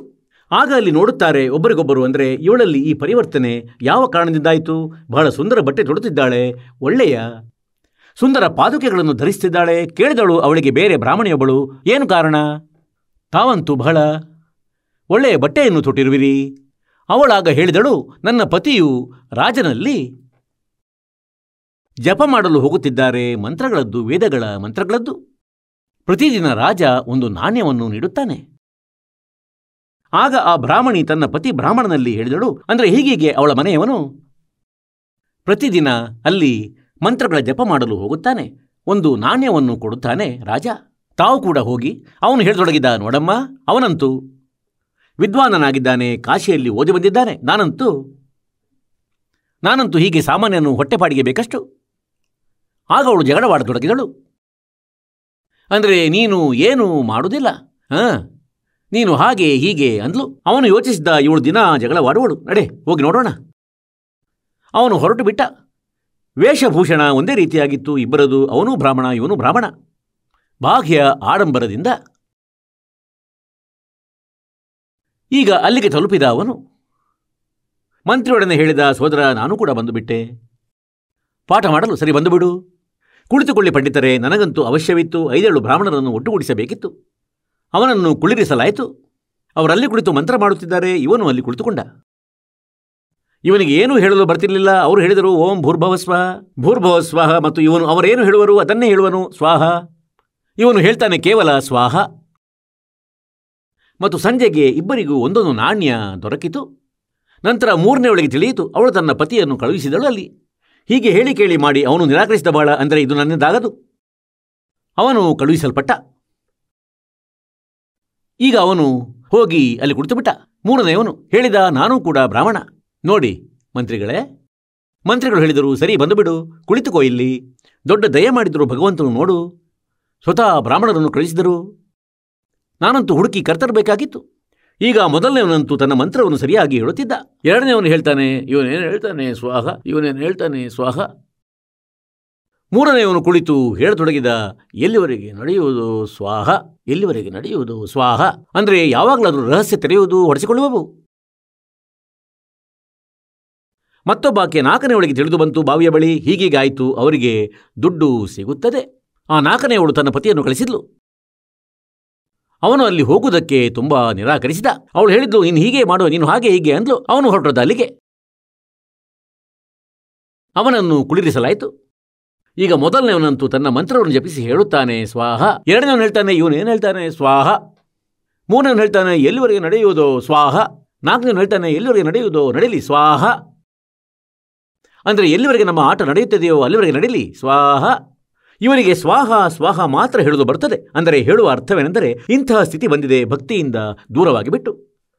ಹಾಗಾದರೆ ಪರಮಾತ್ಮ ನಮಗೇನು ಹೇಳಲು ಬಯಸುತ್ತಾರೆ ಎಂದರೆ, ಕಬೀರ ಪರಮೇಶ್ವರರು ಆ ಸಮರ್ಥ ಶಕ್ತಿವಂತರಾಗಿದ್ದಾರೆ. ಅವರು ತಮ್ಮ ಮಹಿಮೆಯನ್ನು ಸ್ವತಃ ಹೇಳಿದ್ದಾರೆ. ಮತ್ತದನ್ನು ಹೊರಗೆ ಹಚ್ಚಿದಾಗ ಅದು ಸತ್ಯವಾಗಿ ಸಿಕ್ಕಿತು. ಅಂದರೆ ಯಾವಾಗ ನಾವು ಪರಮಾತ್ಮನನ್ನು ಅರಿತೆವು ಮತ್ತು ಅವರ ಬಗ್ಗೆ ಏನು ಕೇಳಿದೆವು, ಅವರಿಂದಾಗುವ ಲಾಭ ಅದಕ್ಕಿಂತಲೂ ಹೆಚ್ಚು ಸಿಕ್ಕಿತು. ಆಗ ಪರಮಾತ್ಮನ ಮಹಿಮೆ ಸತ್ಯವಾಗಿ ಸಿಕ್ಕಿತು. ಹಾಗಾಗಿ ಅವರು ಸಮರ್ಥ ಶಕ್ತಿವಂತರಾಗಿದ್ದಾರೆ. ಮತ್ತವರ ಶಬ್ದಕೋಶದಲ್ಲಿ ಇಂಪಾಸಿಬಲ್ ವರ್ಡ್ ಇಲ್ಲವೇ ಇಲ್ಲ. सतगुर जो चावे सो कर ही 14 कोट दूत जम डर ही ऊत भूत जम त्रास निवारे चित्रगुप्त के कागज पाड़े. ಈಗ ಆ ಸಮರ್ಥ ಶಕ್ತಿಯ ಮಹಿಮೆಯನ್ನು ತಮಗೆ ಹೇಳುತ್ತೇವೆ. ಈಗ ಪುಣ್ಯಾತ್ಮರೇ, ಒಂದಂತೂ ಪರಮಾತ್ಮ ನಮಗೆ ಇದನ್ನು ಹೇಳಬಯಸುತ್ತಾರೆ. कि मानुष जन्म पाके जो नहीं रटे हरि नाम और जैसे कुआ जल बिना फिर बनवाया के काम. ಈ ಮನುಷ್ಯ ಜೀವನದ್ದು ಒಂದೊಮ್ಮೆ ಏನಾದರೂ ಉಪಯೋಗವಿದೆ, ಇದರ ಲಾಭವಿದೆ ಎಂದಾದರೆ ಅದು ಕೇವಲ ಪರಮಾತ್ಮ ಪ್ರಾಪ್ತಿಯಾಗಿದೆ. ಬದಲಾಗಿ ಇದರ ಯಾವ ಯೂಸ್ ಇಲ್ಲ. ಯಾವ ಕಾರ್ಯವನ್ನು ನಾವು ಮನುಷ್ಯ ಜೀವನದಲ್ಲಿ ಮಾಡುತ್ತಿದ್ದೇವೆ ಅದನ್ನು ಪಶುಪಕ್ಷಿಗಳು ಮಾಡುತ್ತವೆ. ನಮಗಿಂತಲೂ ಹೆಚ್ಚು ಪ್ರೀತಿಯಿಂದ ಅವು ತಮ್ಮ ಮಕ್ಕಳ ಪಾಲನೆ ಮಾಡುತ್ತವೆ, ಜನನ ಕ್ರಿಯೆ ಮಾಡುತ್ತವೆ. ಮತ್ತು ಕೇವಲ ಈ ಕ್ರಿಯೆಗಳನ್ನೇ ಮಾಡಿ ನಾವು ಸಾಯುತ್ತೇವೆ ಎಂದಾದರೆ ನಮ್ಮಂಥ ಅಯೋಗ್ಯರು ಯಾರೂ ಇಲ್ಲ. ಈಗ ಜ್ಞಾನವಾಯಿತು ಭಗವಂತನ ಭಕ್ತಿಯಿಂದ. ಈಗ ಪ್ರಸಂಗವೇನು ನಡೆಯುತ್ತಿದೆ,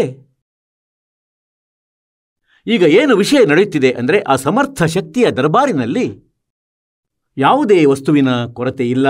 ಒಂದು ವೇಳೆ ನಿಮಗೆ ಲಾಭ ಸಿಗುತ್ತಿಲ್ಲವೆಂದಾದರೆ ತಮ್ಮ ಸೇವೆಯಲ್ಲಿ ಕೊರತೆ ಇದೆ. ಅಂದರೆ ತಮ್ಮ ಸೇವೆ, ಸ್ಮರಣೆ, ಭಕ್ತಿಯಲ್ಲಿ, ಶ್ರದ್ಧೆಯಲ್ಲಿ ಏನೋ ಕೊರತೆ ಇದೆ, ಅದನ್ನು ಸರಿಪಡಿಸಿ. ನಂತರ ನೋಡಿ ಏಕೆ ಲಾಭವಾಗುವುದಿಲ್ಲ.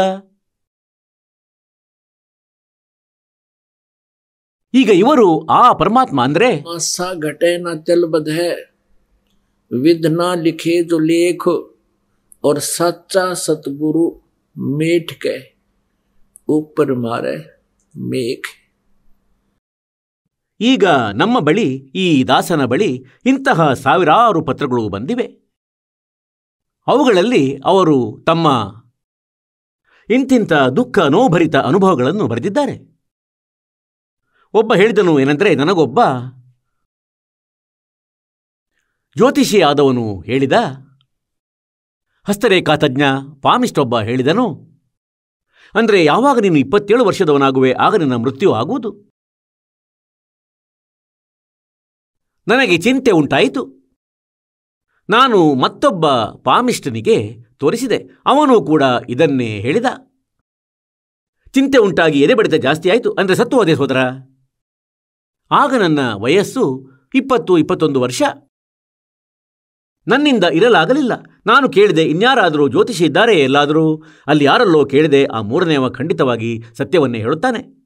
ಅವನಲ್ಲಿ ಕೇಳಿದರೆ ಅವನು ಕೂಡ ಇದನ್ನೇ ಹೇಳಿದ. ಅಂದರೆ ನಿನ್ನದಂತೂ 27 ವರ್ಷಗಳ ಆಯಸ್ಸು. ಈಗ ನಾನು ಯೋಚಿಸಿದೆ, ಅಂದರೆ ಸೋದರ ಸತ್ತು ಹೋದೆ ನೀನಂತೂ. ವಿಷಯ ಬಿಗಡಾಯಿಸಿತು. ಮನೆಯವರು ಹೇಳ್ತಾರೆ, ನೀನು ಮದುವೆ ಮಾಡಿಕೋ, ಮದುವೆ ಆಗು. ಮತ್ತು ನಾನು ನಿರಾಕರಿಸುವೆ. ಮತ್ತು ನನಗೆ ಹೇಳಲಾಗ್ತಿಲ್ಲ ಯಾವ ಕಾರಣದಿಂದ ನಿರಾಕರಿಸುತ್ತಿದ್ದೇನೆಂದು. ಏಕೆಂದರೆ ಇವರಿಗೂ ಚಿಂತೆ ಉಂಟಾಗುವುದು, ನಾನಂತೂ ಮೊದಲೇ ದುಃಖಿ. ಹೀಗಾಗಿ ಪೂರ್ತಿಯಾಗಿ ಊಟ ತಿಂಡಿ ಕೂಡ ಬಿಟ್ಟು ಹೋಯಿತು. ಹಾಗೇನೆ ಅವನು ಸತ್ಸಂಗವನ್ನು ಕೇಳಿದ. ಒಂದು ದಿನ ಯಾರೊಬ್ಬ ಭಕ್ತನು ಕೇಳಿದ, ಅಂದರೆ ಏನು ಸಂಕಟವಿದೆ ನಿನಗೆ? ಅವನಿಗೂ ಹೇಳಲಿಲ್ಲ. ಅಂದರೆ ಅವನು ಎಲ್ಲಾದರೂ ಮನೆಯವರಿಗೆ ಹೇಳಿದರೆ ಅವರು ಚಿಂತೆಯಲ್ಲಿ ಸತ್ತು ಹೋಗರೆಂದು ಹೇಳತೊಡಗಿದ. ನನಗೆ ಯಾವುದೋ ಕಷ್ಟವಿದೆ ಸೋದರ, ನಾನು ಸರಿ ಹೋಗುತ್ತಿಲ್ಲ, ಚಿಕಿತ್ಸೆ ಮಾಡಿಕೋ ಎಲ್ಲಾದರೂ. ಭಕ್ತನು ಹೇಳಿದ, ಅಂದರೆ ನಾನು ಎಲ್ಲ ಚಿಕಿತ್ಸೆಯನ್ನು ಮಾಡಿಸಿದೆ, ಆದರೆ ಆರಾಮವಾಗುತ್ತಿಲ್ಲ. ಆಗ ಭಕ್ತ ಹೇಳಿದ, ನಮ್ಮ ಗುರುಗಳ ಬಳಿ ನಡೆ, ದೀಕ್ಷೆಯನ್ನು ಪಡೆ. ಆವಾಗ ಅವನೇನು ಪಾಮಿಸ್ಟಿಗೆ ಕೈ ತೋರಿಸಿ ಬಂದಿದ್ದ, ಯಾರು ಭವಿಷ್ಯ ಬಗ್ಗೆ ಕೇಳಿದ್ದ, ಅವನು ಹೇಳತೊಡಗಿದ, ನನ್ನ ಕಾಯಿಲೆಗೆ ಚಿಕಿತ್ಸೆ ಇಡೀ ಪೃಥ್ವಿಯ ಮೇಲೆ ಇಲ್ಲ. ಆಗ ಭಕ್ತನು ಹೇಳಿದ, ನಮ್ಮ ಗುರುಗಳ ಬಳಿ ನಿನ್ನ ರೋಗದ ವಿಷಯವನ್ನು ಹೇಳು. ಹೇಳ್ತಾರೆ ಪರಮಾತ್ಮ ಕಬೀರರು ಏನಿದ್ದಾರೆ ಅವರು ಆಯಸ್ಸನ್ನು ಹೆಚ್ಚಿಸ್ತಾರೆ. ಅವನು ಕೇಳಿದ, ನಿಜವೇ? ಹೌದು, ಖಂಡಿತ ಸತ್ಯ. ನಿಜವಾದ ಮಾತೇನು? ಹೌದು, ಸತ್ಯವಾದ ಮಾತು. ಭಕ್ತನ ಹೇಳಿಕೆಯಿಂದ ಅವನಿಗೆ ಸ್ವಲ್ಪ ಆಶಾಕಿರಣ ಮೂಡಿತು. ಅಂದರೆ ಹೋಗಿ ನೋಡುತ್ತೇನೆ ಬಂದುಬಿಟ್ಟ. ಸತ್ಸಂಗವನ್ನು ಕೇಳಿದನು. ಪರಮಾತ್ಮನ ಕೃಪೆಯಿಂದ ಒಬ್ಬಿಬ್ಬರ ಪರಿಚಯ ಇವನಿಗೆ ಆ ಭಕ್ತ ಮಾಡಿಸಿದ್ರು. ಆ ಭಕ್ತ ಇವನ ಬಗ್ಗೆ ಯಾರಿಗೂ ಏನೂ ಹೇಳಿಲ್ಲ. ಈಗ ಆ ಭಕ್ತ ಆತನ ಪರಿಚಯಸ್ಥ ಭಕ್ತನ ಬಗ್ಗೆ ಇವನಿಗೆ ಹೇಳ್ತಾನೆ, ಕೇಳು, ಇವನ ಮೃತ್ಯು ಹೇಗೆಂದು ಹೇಳಿಡಲಾಗಿತ್ತು. ಅವನು ಹೇಳ್ದ ಏನಂದರೆ, ನನಗೆ ಯಮದೂತರು ಕೊಂಡೊಯ್ದಿದ್ದರು. ಯಾರ ಹತ್ರ ಹೇಳ್ತಾನೆ? ಪಾಮಿಷ್ಟಿಗೆ ಕೈ ತೋರಿಸಿದವನ ಹತ್ರ. ಅವನಿಗೆ ಮತ್ತೊಬ್ಬ ಭಕ್ತ ಹೇಳ್ತಿದ್ದ, ನನ್ನ ಸಮಯ ಪೂರ್ಣವಾಗಿತ್ತು, ನನ್ನನ್ನು ಯಮದೂತರು ಕರೆದೊಯ್ಯಲು ಬಂದಿದ್ದರು. ನನ್ನನ್ನು ಬಲವಂತವಾಗಿ ಕೊಂಡೊಯ್ದರು. ಮೇಲೆ ನಾಮದೀಕ್ಷೆಯನ್ನು ಪಡೆದಿದ್ದೆ. ಮೇಲೆ ಹೋಗಿ ನೋಡಿದೆ. ಧರ್ಮರಾಜನು ನನ್ನ ಅಕೌಂಟನ್ನು ತೆಗೆದ. ಹೇಳತೊಡಗಿದ, ಸೋದರ, ಇವನ ಆಯಸ್ಸು ಖಂಡಿತವಾಗಿಯೂ ಇಷ್ಟೇ ಆಗಿದೆ. ಇವನನ್ನು ಕುಕ್ಕು ನರಕದಲ್ಲಿ. ಅದೇ ಸಮಯ ಪರಮಾತ್ಮ ಈ ದಾಸನ ರೂಪದಲ್ಲಿ ತಲುಪಿದರು. ಅಂದರೆ ಎಚ್ಚರಿಕೆ, ಬಿಟ್ಟು ಬಿಡು ಇವನನ್ನು. ಧರ್ಮರಾಜ ಹೇಳತೊಡಗಿದ, ಮಹಾರಾಜರೇ, ಏನಂದರೆ ನನ್ನ ಅಕೌಂಟ್ನಲ್ಲಂತೂ ಇವನ ಆಯಸ್ಸು ಇಷ್ಟೇ ಇದೆ. ಹೇಳಿದರು, ನಿನ್ನ ಅಕೌಂಟನ್ನಂತೂ ನಾನು ಸ್ವತಃ ಪೂರ್ಣಗೊಳಿಸುವೆ, ಬಿಡು ಇವನನ್ನು. ಆಗ ಧರ್ಮರಾಜ ನೋಡಿದ, ಅಂದರೆ ಅಕೌಂಟಲ್ಲಿ, ಅವನ ಖಾತೆಯಲ್ಲಿ ಅವನದು 80 ವರ್ಷಗಳ ಆಯಸ್ಸಾಗಿ ಹೋಯಿತು. ಎಲ್ಲಿ 30 ವರ್ಷಗಳ ಆಯಸ್ಸಿನಲ್ಲಿ ಮರಣವಾಗಬೇಕೆಂದಿತ್ತೋ ಅಲ್ಲಿ. ಹೇಳ್ತಾನೆ, ನಾನು ಹಿಂದಿರುಗಿ ಬಂದೆ, ಬಿಟ್ಟರು. ಮತ್ತು ಮರಳಿ ಬಂದಾಗ ನನ್ನ ಕೈಕಾಲುಗಳು ಕೆಲಸ ಮಾಡ್ತಿರ್ಲಿಲ್ಲ. ಇದು ನಿದ್ರೆಯಲ್ಲಿ ಆದಂಥ ಮಾತಾಗಿತ್ತು. ಅಂದರೆ ರಾತ್ರಿಯಲ್ಲಿ ಕನಸಿನ ರೀತಿಯಲ್ಲಿ ನನ್ನ ಕೈಕಾಲುಗಳು ಕೆಲಸ ಮಾಡ್ತಿರ್ಲಿಲ್ಲ. 1 ಗಂಟೆ ನಂತರ ನನ್ನ ಕೈಕಾಲುಗಳು ನಿಧಾನವಾಗಿ ಅಲುಗಾಡತೊಡಗಿದವು. ನನ್ನ ಶರೀರವು ಪೂರ್ತಿ ಬೆವರಿನಿಂದ ಒದ್ದೆಯಾಗಿತ್ತು. ಒಂದೊಮ್ಮೆ ಇಂಥ ಸ್ಥಿತಿ ಆಗದೇ ಇರ್ತಿದ್ರೆ ನಾನು ಯೋಚಿಸ್ತಿದ್ದೆ, ನಾನು ಕನಸು ಕಂಡಿರಬಹುದೆಂದು. ಹಾಗಾಗಿ ಪುಣ್ಯಾತ್ಮರೇ, ಅವನಿಗೆ ನಂಬಿಕೆ ಬಂತು, ಉಪದೇಶವನ್ನು ಪಡೆದ.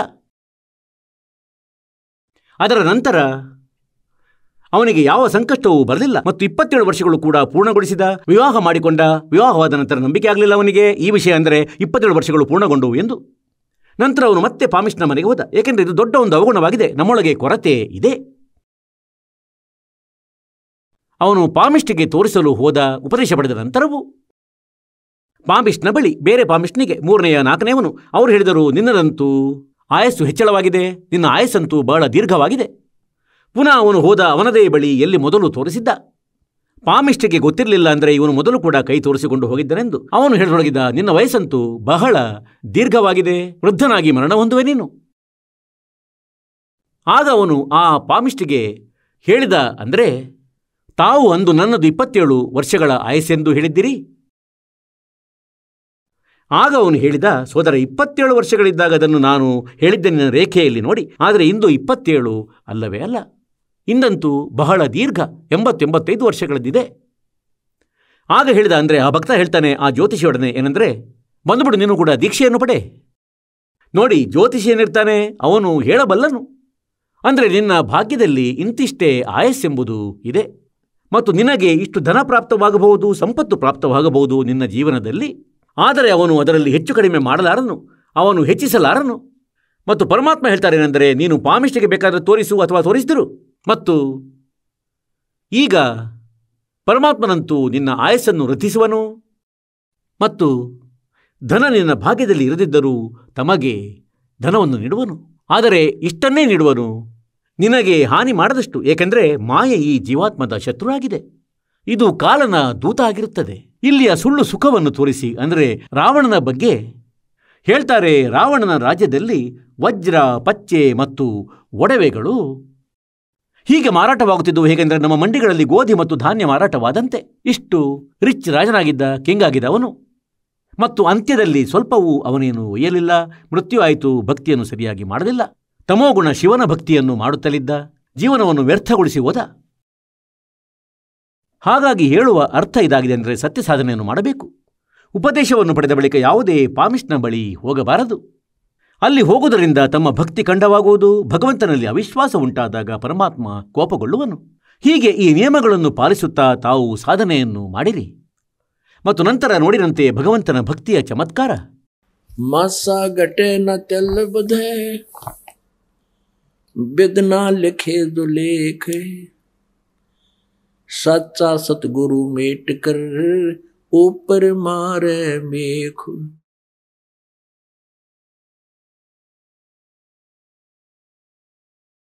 ಈಗ ಪುಣ್ಯಾತ್ಮರೇ, ಒಂದು ಸಮಯದಲ್ಲಿ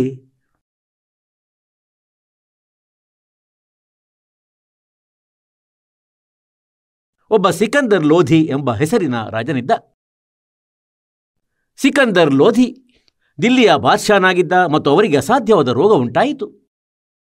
ಈಗ ರಾಜನ ಬಳಿಯಂತೂ ಎಲ್ಲ ವ್ಯವಸ್ಥೆಗಳಿರುತ್ತವೆ, ಅವನ ಬಳಿ ಧನವೂ ಕೂಡ ತುಂಬ ಇರುತ್ತದೆ ಮತ್ತು ವೈದ್ಯರು, ಡಾಕ್ಟರ್ಗಳು ಕೂಡ ಅವರ ಬಳಿ ಬಹಳಷ್ಟು ಒಳ್ಳೊಳ್ಳೆಯವರಿರುತ್ತಾರೆ ಮತ್ತು ಸಾಧು ಸಂತ ಫಕೀರರು ಇರುತ್ತಾರೆ. ಅವರು ಯಂತ್ರತಂತ್ರ ಮಾಡುತ್ತಾರೆ. ಆಧ್ಯಾತ್ಮಿಕ ಗುರುಗಳು ಅವರ ಬಳಿ ಬಹಳ ಇರುತ್ತಾರೆ.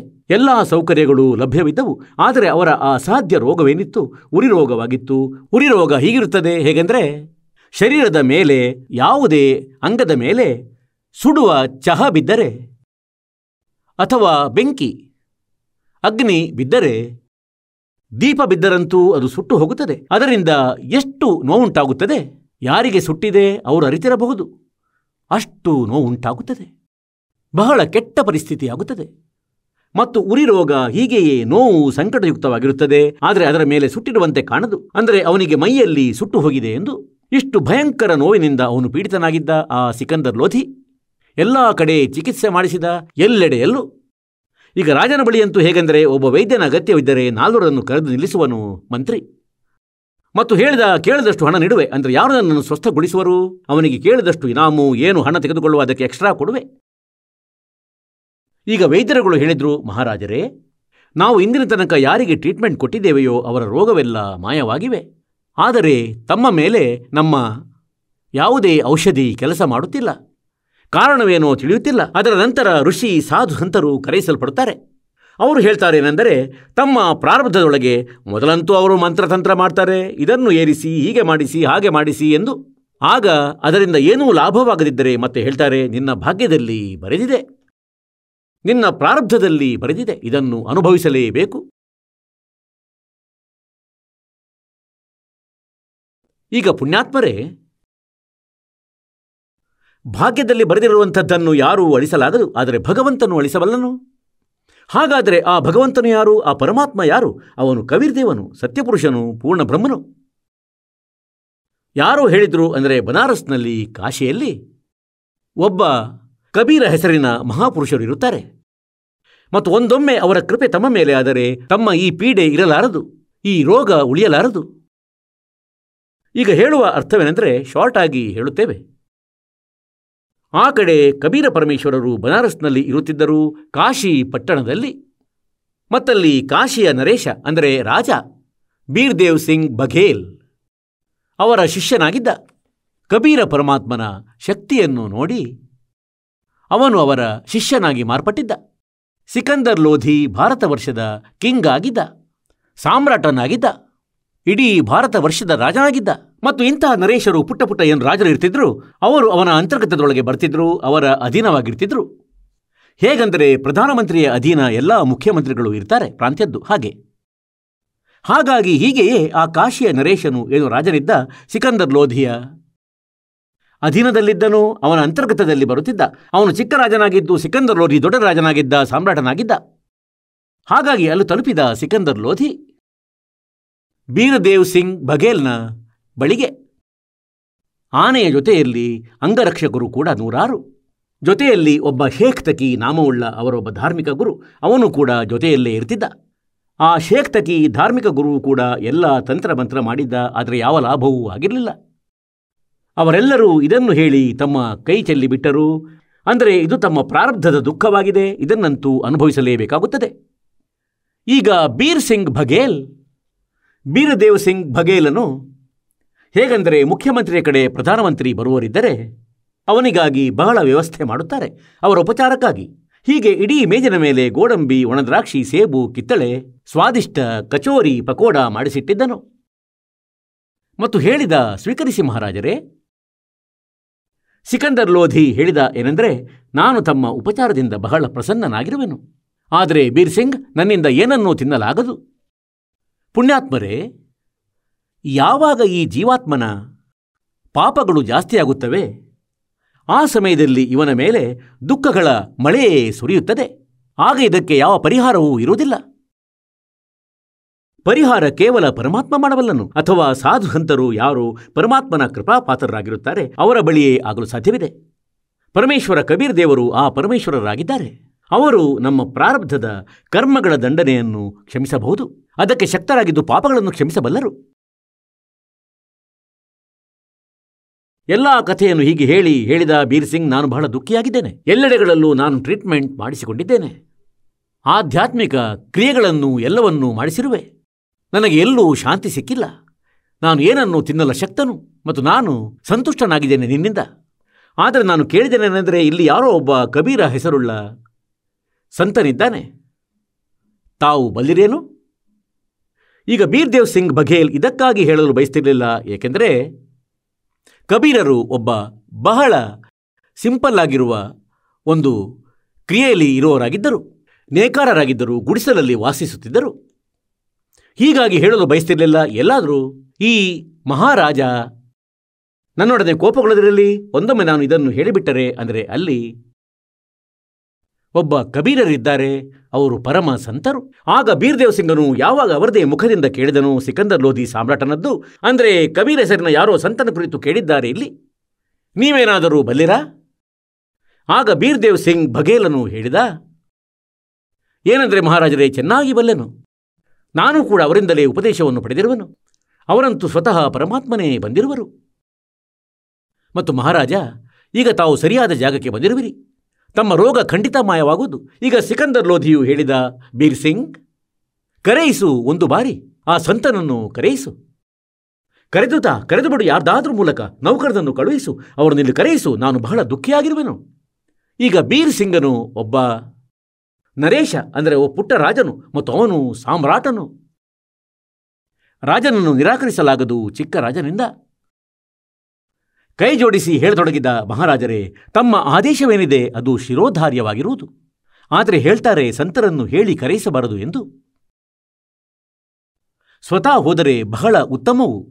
ಒಂದೊಮ್ಮೆ ನಾವು ಕರೆಸಿಕೊಂಡರೂ ಅವರು ಇಲ್ಲಿಗೆ ಬಂದು ಬಿಟ್ಟರು ಮತ್ತು ಅವರು ಕೃಪೆಯನ್ನು ತೋರದಿದ್ದರೆ, ದಯೆ ಮಾಡದಿದ್ದರೆ ಅವರು ಬರುವುದು ಮತ್ತು ಬರದಿರುವುದು ಸಮವಾಗುವುದು. ಏಕೆಂದರೆ ನಾವು ಅವರನ್ನು ಬೈ ಆರ್ಡರ್ ಕರೆಯಿಸಿದಂತಾಗುತ್ತದೆ. ಮತ್ತು ಅಕಸ್ಮಾತ್ ಬಂದಿದ್ದರೂ ದಯೆ ತೋರುವುದಿಲ್ಲ, ಅಂದರೆ ಇವರು ನನಗೆ ಅವಮಾನ ಮಾಡಿದರು. ಆದೇಶ ನೀಡಿದರು ಸಂತರಂತೂ ಮಹಾ ಸಾಮ್ರಾಟರಾಗಿರುತ್ತಾರೆ. ಈಗ ಹೇಳ್ತಾರೆ, ಸಾಯುವವನು ಏನನ್ನು ಮಾಡುವುದಿಲ್ಲ. ಸಿಕಂದರ್ ಲೋಧಿಗೆ ಈ ವಿಷಯ ತಿಳುವಳಿಕೆಗೆ ಬಂತು. ಅಂದರೆ ಸೋದರ, ಸರಿ, ಎಲ್ಲಾದರೂ ಹೀಗಾಗದಿರಲಿ. ಸಂತನು ಕೋಪಗೊಂಡು ಮತ್ತು ದಯೆ ಮಾಡದಿದ್ದರೆ ನಾನಂತೂ ಖಂಡಿತವಾಗಿ, ನನ್ನದಂತೂ ಕೆಟ್ಟದಾಗುತ್ತಿದೆ, ಪರಿಸ್ಥಿತಿ ದುರ್ಗತಿಯಾಗುತ್ತಿದೆ, ನಾನಂತೂ ಹೋಗುವೆ. ಈಗ ಸಂಜೆ ಸಮಯ. ಪ್ರತಿದಿನ ಕಬೀರ ದೇವರು, ಕಬೀರ ಪರಮೇಶ್ವರರು ತನ್ನೊಬ್ಬ ಶಾಸ್ತ್ರಕ್ಕಾಗಿ ಗುರುವನ್ನು ಮಾಡಿಕೊಂಡಿದ್ದರು ಪರಮಾತ್ಮ. ಹಾಗಂತೂ ಅವರು ಗುರು ಆಗಿರಲಿಲ್ಲ. ಆದರೂ ಈ ಪ್ರಪಂಚದಲ್ಲಿ ಒಂದು ಗುರು ಪರಂಪರೆಯನ್ನು ಪಾಲಿಸುವುದಕ್ಕಾಗಿ, ಗುರು ಪರಂಪರೆಯ ನಿರ್ವಹಣೆಯನ್ನು ಮಾಡಲಿಕ್ಕಾಗಿ ರಾಮಾನಂದ ಹೆಸರಿನ ಒಬ್ಬ ಋಷಿಯನ್ನು ಗುರು ಮಾಡಿಟ್ಟುಕೊಂಡಿದ್ದರು. ಮತ್ತು ಆ ರಾಮಾನಂದರು ಮೊದಲು ಬಹಳ ಪ್ರಸಿದ್ಧ ಋಷಿ ಎನಿಸಿಕೊಂಡಿದ್ದರು. ವೇದಗಳು ಮತ್ತು ಗೀತೆಯ ಪಂಡಿತರು ಎನಿಸಿಕೊಂಡಿದ್ದರು. ಪರಮಾತ್ಮನೊಡನೆ ಜ್ಞಾನದ ಚರ್ಚೆ ಆದಾಗ ಅವರು ಶೂನ್ಯರಾಗಿದ್ದರು. ಮತ್ತು ಕಬೀರ್ ಸಾಹೇಬರವರಿಗೆ ತನ್ನ ಸತ್ಯಖಂಡ, ಸತ್ಯಲೋಕ ತೋರಿಸಿದ್ದರು, ಮರಳಿ ಬಿಟ್ಟಿದ್ದರು. ಅದರ ಬಳಿಕವಷ್ಟೇ ಸ್ವಾಮಿ ರಾಮಾನಂದರು ಪರಮೇಶ್ವರ ಕಬೀರರನ್ನು ಅರಿತುಕೊಂಡಿದ್ದರು. ಆದರೆ ಅವರ ಆದೇಶವನ್ನು ತಿಳಿದು, ಯಾಕಂದರೆ ಇದನ್ನು ಹೇಳಿದ್ದರು ಕಬೀರರು, ಅಂದರೆ ಹೇ ಸ್ವಾಮಿಗಳೇ, ತಾವು ಗುರುಗಳಾಗಿರಿ ನನಗೆ. ಪ್ರಪಂಚದ ದೃಷ್ಟಿಯಲ್ಲಿ ತಾವು ನನ್ನ ಗುರುಗಳಾಗಿರಿ. ಆದರೆ ಯಾವ ಕ್ರಿಯೆಗಳನ್ನು ನಾನು ತಮಗೆ ಹೇಳುತ್ತಿರುವೆನೋ ಅದನ್ನೇ ಮಾಡಿ. ಹೀಗೆಯೇ ಆಗುತ್ತಿತ್ತು. ಏಕೆಂದರೆ ಪರಮಾತ್ಮ ಇದನ್ನು ಬಯಸಿದ್ರು, ಅಂದರೆ ಒಂದು ವೇಳೆ ನಾನು ಗುರು ಮಾಡಿಕೊಳ್ಳದಿದ್ದರೆ ಮುಂಬರುವ ಸಮಯದಲ್ಲಿ ಕಾಲನ ದೂತರು ಭ್ರಮಿತಗೊಳಿಸುವರು. ಅಂದರೆ ಕಬೀರರು ಯಾವ ಗುರು ಮಾಡಿಟ್ಟುಕೊಂಡಿದ್ದರು. ಅಂತೆಯೇ ಈ ಕಾಲನ ಇದೊಂದು ಪಂಥ ನಡೆಯುತ್ತಿದೆ, ರಾಧಾಸ್ವಾಮಿ ಪಂಥ. ಇವರ ಪರಮಧಣಿ ಏನಿದ್ದ, ಅವನು ಯಾವ ಗುರು ಮಾಡಿಕೊಂಡಿರಲಿಲ್ಲ ಮತ್ತು ನಂತರ ಭೂತನಾದವನು ಆಗಲೇಬೇಕಿತ್ತು. गुरु बिन माला फेरते, गुरु बिन देते दान, गुरु बिन दोनों निष्फल हैं, चाहे पूछो वेद पुराण. ಬೀರ್ದೇವ್ ಸಿಂಗನಿಗೆ ತಿಳಿದಿತ್ತೇನೆಂದರೆ, ಸಂಜೆ ಹೊತ್ತಲ್ಲಿ ಆರತಿಯಾಗುತ್ತದೆ ಆಶ್ರಮದಲ್ಲಿ ರಾಮಾನಂದರದ್ದು, ಮತ್ತು ಅಲ್ಲಿಗೆ ಕಬೀರ್ ದೇವರು ಬರುತ್ತಾರೆ ಮತ್ತು ಅದು ಸಮಯ ಅವರು ಬರುವುದೇ ಆಗುತ್ತಿತ್ತು. ಆ ಸಮಯಕ್ಕೆ ತಾಳೆಯಾಗುತ್ತಿತ್ತು. ಬೀರ್ ಸಿಂಗ್ ಬಘೇಲ್, ಕಾಶಿ ನರೇಶ ಮತ್ತು ದಿಲ್ಲಿಯ ಸಾಮ್ರಾಟ ಸಿಕಂದರ್ ಲೋಧಿ. ಬೀರ್ ಸಿಂಗ್ ಹೇಳಿದ, ಮಹಾರಾಜರೇ, ಈ ಸಮಯದಲ್ಲಿ ರಾಮಾನಂದರ ಆಶ್ರಮದಲ್ಲಿ ಬರುತ್ತಾರೆ, ಅಲ್ಲಿ ಸಿಗುತ್ತಾರೆ. ಈಗ ಆ ಸಿಕಂದರ್ ಲೋಧಿಗಂತೂ ಒಂದೊಂದು ಕ್ಷಣವೂ ಭಾರವಾಗುತ್ತಿತ್ತು. ಅಂದರೆ ಈಗಲೇ ಸಿಗಲಿ, ಈಗಲೇ ಗುಣವಾಗಲಿ. ರಾಮಾನಂದರ ಆಶ್ರಮದ ಎದುರಿನ ಗೇಟ್ ಬಳಿ ಒಬ್ಬ ಕಾವಲುಗಾರ ನಿಂತಿದ್ದ. ಸಂತರು ಭಕ್ತರಿಗೆ ಸೇವೆಯನ್ನು ನೀಡುತ್ತಿದ್ದರು. ಈಗ ಬೀರ್ ಸಿಂಗನಿಗಂತೂ ಗೊತ್ತಿತ್ತು ಏನೆಂದರೆ ರಾಮಾನಂದರು ಮುಸಲ್ಮಾನರನ್ನು ದ್ವೇಷಿಸುತ್ತಾರೆ. ಆದರೆ ಬೀರ್ ಸಿಂಗರಿಗೆ ತನ್ನ ಮುಖದಿಂದ ಹೇಳಲಾಗುತ್ತಿರಲಿಲ್ಲ, ಅಂದರೆ ತಮಗೆ ಎಲೋಡಿಲ್ಲ ಅಂತ ಒಳಗೆ ಹೋಗಲು. ಹಾಗಾಗಿ ಆ ಸೇವಾದಾರನಾದ ಸೇವಕನೊಡನೆ ಹೇಳಿದ, ಹೇ ಸೇವಕ, ಹೇ ಸೋದರ, ಭಕ್ತ ಸೋದರ, ರಾಮಾನಂದರಲ್ಲಿ ಹೇಳು, ಸಾಮ್ರಾಟರು ಬಂದಿದ್ದಾರೆ. ದಿಲ್ಲಿಯ ಸಿಕಂದರ್ ಲೋಧಿ ತಮ್ಮ ದರ್ಶನವನ್ನು ಮಾಡಲು ಬಯಸುತ್ತಾರೆ. ಮೊದಲಂತೂ ಇದನ್ನು ಕೇಳಿದರು, ಕಬೀರರು ಬಂದಿದ್ದಾರೆ ಎಂದು. ಸೇವಕ ಹೇಳಿದ, ಇನ್ನೂ ಬಂದಿಲ್ಲ, ಆದರೆ ಬರುವುದರಲ್ಲಿದ್ದಾರೆ, ಈ ಸಮಯದಲ್ಲಿ ಅವಶ್ಯವಾಗಿ ಬರುತ್ತಾರೆ. ಈಗ ಅಲ್ಲಿಯವರೆಗೆ ಸಿಕಂದರ್ ಲೋಧಿಯು ಹೇಳಿದ, ನಡೆ ಒಳಗೆ ವಿಶ್ರಾಂತಿ ಪಡೆಯೋಣ, ಸ್ವಲ್ಪ ಹೊತ್ತು ಆಶ್ರಮದಲ್ಲಿ ಕುಳಿತುಕೊಳ್ಳೋಣ. ಈಗ ಬೀರ್ ಸಿಂಗನಿಗಂತೂ ಗೊತ್ತಿತ್ತು ಏನಂದರೆ ರಾಮಾನಂದರು ಮುಸಲ್ಮಾನರನ್ನು ಇಷ್ಟಪಡುವುದಿಲ್ಲ ಎಂದು. ಮತ್ತೆಲ್ಲಾದರೂ ಸಿಟ್ಟುಕೊಳ್ಳುವುದು ಬೇಡ ಎಂದು ಸೇವಕನಲ್ಲಿ ಹೇಳಿದರು, ಸಹೋದರ, ಅಪ್ಪಣೆಯನ್ನು ಪಡೆದು ಬಾ ರಾಮಾನಂದರಲ್ಲಿ ಮತ್ತು ಹೇಳುವೆಯಂತೆ ಸಿಕಂದರ್ ಲೋಧಿ ಬಂದಿರುವರು ದಿಲ್ಲಿಯ ಬಾದ್ಶಾ. ತಮ್ಮ ದರ್ಶನವನ್ನು ಮಾಡಲು ಬಯಸುವರು, ಸ್ವಲ್ಪ ವಿಶ್ರಾಂತಿಯನ್ನು ಪಡೆಯಲು ಬಯಸುವರು. ಕಬೀರರು ಬರುವ ತನಕ ಅವರ ಪ್ರತೀಕ್ಷೆಯಲ್ಲಿ ಇರುವರು. ಸೇವಕ ಒಳಗೆ ಹೋದನು ಮತ್ತು ರಾಮಾನಂದರಲ್ಲಿ ಅರುಹಿದನು. ಅಂದರೆ ಹೀಗೀಗೆ ದಿಲ್ಲಿಯ ಬಾದ್ಶಾಹ ಸಿಕಂದರ್ ಲೋಧಿ ಬಂದಿರುವರು ಮತ್ತವರಿಗೆ ಕಬೀರರ ಭೇಟಿಯಾಗಬೇಕಾಗಿದೆ. ಮತ್ತವರು ಬರೋ ತನಕ ಆಶ್ರಮದಲ್ಲಿ ವಿಶ್ರಾಂತಿ ಪಡೆಯಲು ಬಯಸುತ್ತಾರೆ ಮತ್ತು ತಮ್ಮ ಅಪ್ಪಣೆಯನ್ನು ಬಯಸುತ್ತಾರೆ. ರಾಮಾನಂದರು ಹೇಳಿದರು, ಅವರು ಮುಸಲ್ಮಾನರು ಮಾಂಸವನ್ನು ತಿನ್ನುತ್ತಾರೆ, ಅವರಿಗೆ ಒಳಗಡೆ ಜಾಗವಿರುವುದು, ಹೊರಗೇನೆ ಕುಳಿತುಕೊಳ್ಳುವರು.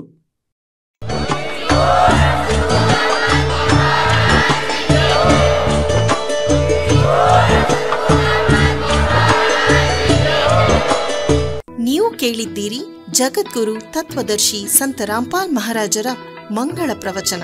ಹೆಚ್ಚಿನ ಮಾಹಿತಿಗಾಗಿ ವಿಸಿಟ್ ಮಾಡಿ ನಮ್ಮ ವೆಬ್ಸೈಟ್ www.jagadguru-rampalji.org. ಸಂತ ರಾಮ್ಪಾಲ್ ಮಹಾರಾಜರ ಶುಭ ಆಶೀರ್ವಾದದಿಂದ ಇಡೀ ವಿಶ್ವದಲ್ಲಿ 500ಕ್ಕೂ ಹೆಚ್ಚು ನಾಮದೀಕ್ಷಾ ಕೇಂದ್ರಗಳಿವೆ. ಇದರಲ್ಲಿ ಸಂತ ರಾಮ್ಪಾಲ್ ಮಹಾರಾಜರಿಂದ ನಿಶುಲ್ಕವಾಗಿ ಆನ್ಲೈನ್ ನಾಮದೀಕ್ಷೆ ಕೊಡಲಾಗುತ್ತಿದೆ. ತಮ್ಮ ಹತ್ತಿರದ ನಾಮದೀಕ್ಷಾ ಕೇಂದ್ರದ ಮಾಹಿತಿಗಾಗಿ ಸಂಪರ್ಕಿಸಿ 888 444 7302.